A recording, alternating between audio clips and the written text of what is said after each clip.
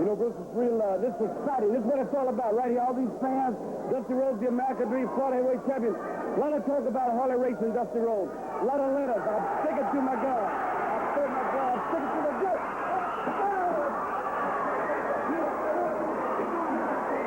Boys.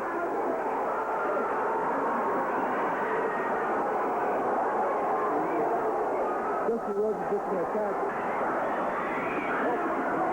They're pulling Funk off of him.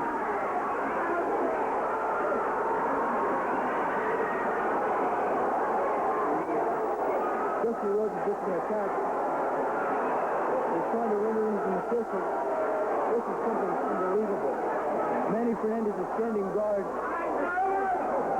Reggie Clark, Rooster Humperdink.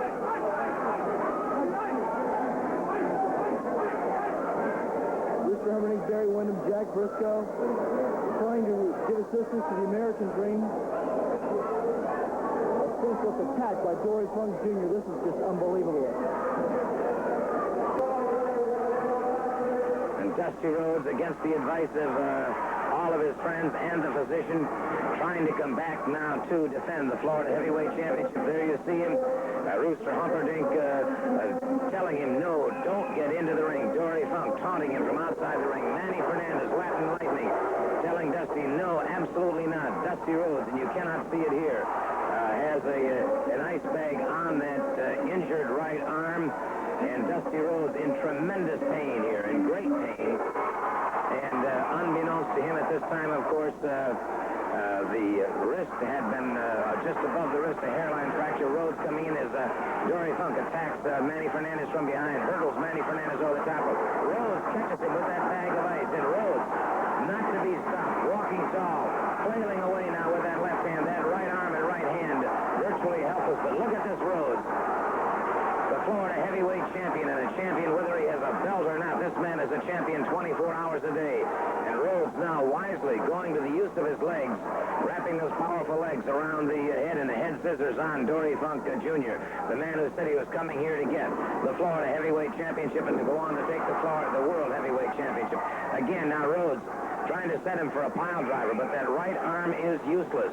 The right arm is useless. Rhodes finally in desperation rolls him to one side, catches him again with the head scissors. Now Rhodes continues to attack this man using that left arm.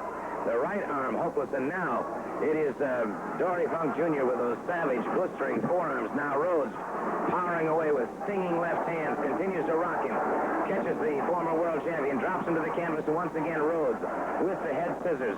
And now Dory Funk Jr. goes in for the spinning toe hold. And again, Dusty Rhodes trying to battle his way out, trying to keep that Florida heavyweight championship. And it is Rhodes battling unsurmountable odds. As you can see, once again, trying desperately, that pain coursing through his body, trying desperately to use that right arm. He doesn't have the strength. That arm is hurt. And Dusty Rhodes, finally in desperation, Rooster Humperdink threw in the towel. He threw in the towel on Dusty Rhodes. Rhodes consequently loses the Florida Heavyweight Championship, but he has not lost the war. You know, it's all quiet now, but a few minutes ago I had to do one of the hardest things I've ever done in my entire life. You know, the bond between Dusty Rhodes and myself has been growing and growing ever since the incident happened to me. Dusty's taken me in. He's made me a friend of his, and I am indeed a friend of his. But a few minutes ago, right out here in this ring that you see behind me in the Tampa Armory, Dusty Rhodes met Dory Funk Jr. in a special bounty match for the Florida heavyweight title. Now, you all know what happened. Dusty was out here doing an interview before. Dory Funk Jr., the man I thought I knew, the man who in the last 11 years before he won the title here in 1969 has become a changed man, somebody that I don't know anymore, I don't care to know, attacked him and, in my opinion, did severe damage to his wrist. But Dusty, being the man he is, saw fit to go out and defend that belt tonight. That's leading up to what I have to tell you now. Dusty Rhodes is a man I admire, and I'm sure you all admire. He did one of the greatest valiant things I've ever seen anybody do tonight by going to that ring and defending that. I tried to talk him out of it. He wouldn't listen to me. Manny Fernandez tried to talk him out of it. He said, I'll take your place, don't worry about it. Dusty Rhodes said, no, this is something I got to do myself.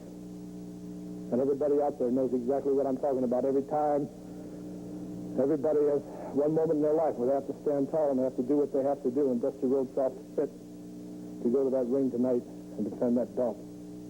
Well, the match took place, and Dory Funk Jr., being the man he is, never let up on that wrist. Kept working on it. Dusty tried to keep it away from him. I was yelling, keep it away, keep a head scissor, keep anything, just keep that arm away from him. But eventually he caught up with him.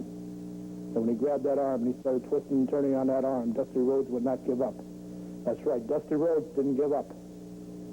You're looking at the man right here that had the unpleasant task of throwing the towel in and saying, please, referee, stop the match.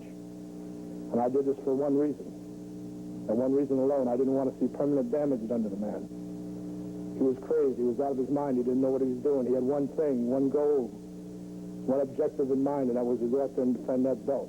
But I can't stand idly by and see a friend of mine going through that kind of pain, because I know exactly what it was that he was going through. And if anybody out there has ever experienced severe pain, you know that you just block out of your mind. You can't feel it after a while. You just don't know. You just don't know when to quit until it's too late. Dusty Rhodes, the people of Florida, if I owe you an apology, here it is. I'm sorry I had to do it, but I myself had to throw the towel in. I couldn't let it go on. I can't stand by and see a person hurt like that. So if I owe anybody an apology, I figure I don't owe myself an apology. I can still look in the mirror tomorrow and face myself, because I know I've done right. And Dusty Rhodes, I know in time you're going to believe I did right too. I just did nothing but try to help you out, brother. I have nothing more to say about it.